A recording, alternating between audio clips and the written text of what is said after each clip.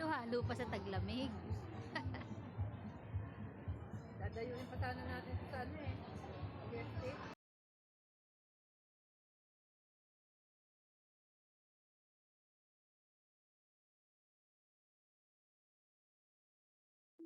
At ito na nga guys, dahil natapos na tayong kumain, ayan nabusog na, tunawin naman ang kinain. Gala muna tayo guys. Sa dinadayong lugar ng Hong Kong. Ang tinatawag nilang TST o Chinchatsuy. Tama ba ako? Mukha muntik na maging chapsuy ah.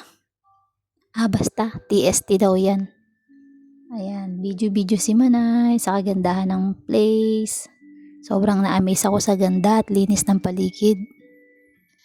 Iba't ibang klase din ng lahi ang makikita nyo dyan. May Kano, may Negro, may Inchik. Basta lahat na yata ng lahi nandyan. Dahil nga dinadayo ang lugar na yan. At dahil nga sa dami ng vlogger na nakikita ko dyan, nagpiling vlogger na rin si Manay nyo. At ayan, may pag-selfie pa kaming nalalaman. Sige mase, salita lang dahil pilingera kang vlogger. Eneme, char. Ayan, sige lang. Video mo ang paligid mase, ayusin mo. Kung ano ang nakikita mo nagkakasala yung mata mo. Ganda na lang ng view ang tingnan mo oy.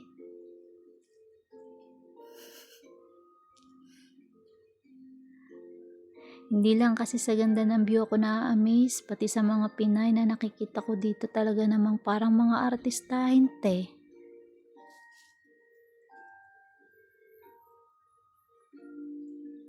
Dito ko lang na-experience makakita ng kahit na yung feeling natin is parang lola na sa atin sa Pinas. Ayan, talagang hindi ko kinaya te.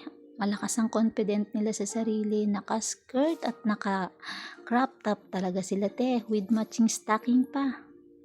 Ayan, at ano pa nga bang gagawin natin? Tingnan na lang natin sila, oy. Carry nila yan, wag kang ano dyan, inggitera lang. I-skirt ka rin kung gusto mo, charot. At ayan na nga, nakita ko na ang bilog at ako napapaisip, ano kayang mayroon sa bilog na yun?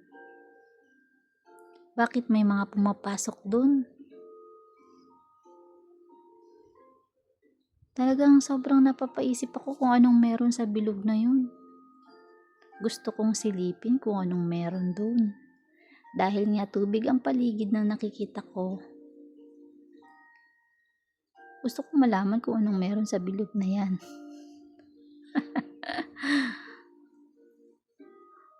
At ayan, ikot-ikot si Mase. Video-video sa paligid. At ayan guys, talagang hindi na ako mapakali dyan. Gusto ko na talagang silipin kung anong meron doon sa bilog na yun. Bakit may mga pumapasok doon? Ano bang meron doon? Ganun. Ang mga isipan ni Mase.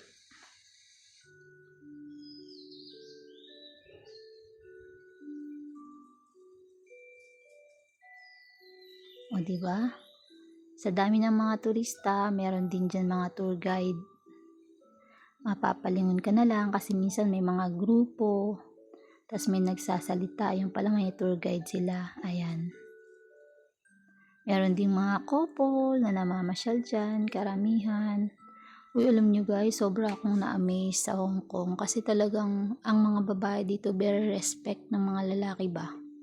Tsaka iba ang pag nagpamilya dito guys, malayong malayo sa kinagisnan natin dyan sa Pinas na talagang strict lang sila, stick to one lang talaga sila at sobrang batas ang desisyon ng babae dito guys.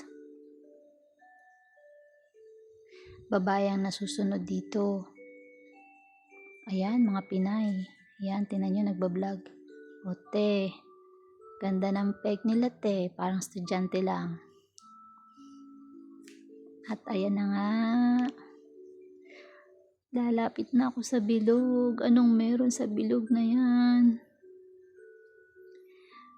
Di Dulce, samahan mo naman kasi ako. Gusto ko lang silipin kung anong meron sa bilog na yan.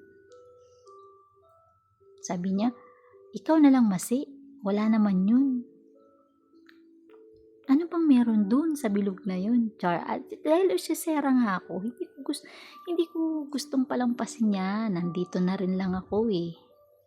Sisilipin at sisilipin ko yan.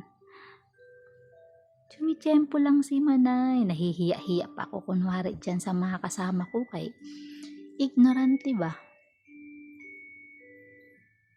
Maraming bumababa, marami rin sumusulpot na tao galing sa bilog na yan. Hindi ko alam kung anong meron sa loob niyan. Sobra kong nga tinititigan eh. Ano bang meron dyan? At ayan na, hindi na ako nakapagpigil. Nilapitan ko na talaga. Para alamin kung anong meron sa bilog na yan. At ayan lang pala. Hagdanan. Papunta saan? Ay, nako, wag mo na nga alamin Masi at baka pag pinasok mo pa yan ay maiwanan ka ng mga kasama mo at hindi mo na alam nang umuwi. At ayan na nga, wag kang humiwalay sa mga kasama mo Masi. Dahil pag naiwan ka, good luck sa'yo. Hindi ka pa naman maintindihan ng mga kakausapin mo dahil yung iba purong Chinese talaga. Hindi talaga tayo magkakaintindihan.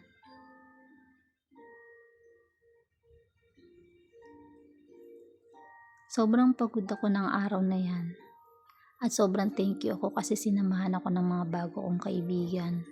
Never daw nilang ginawa sa buhay nila yung ganito gumala kahit na matatagal na sila dito.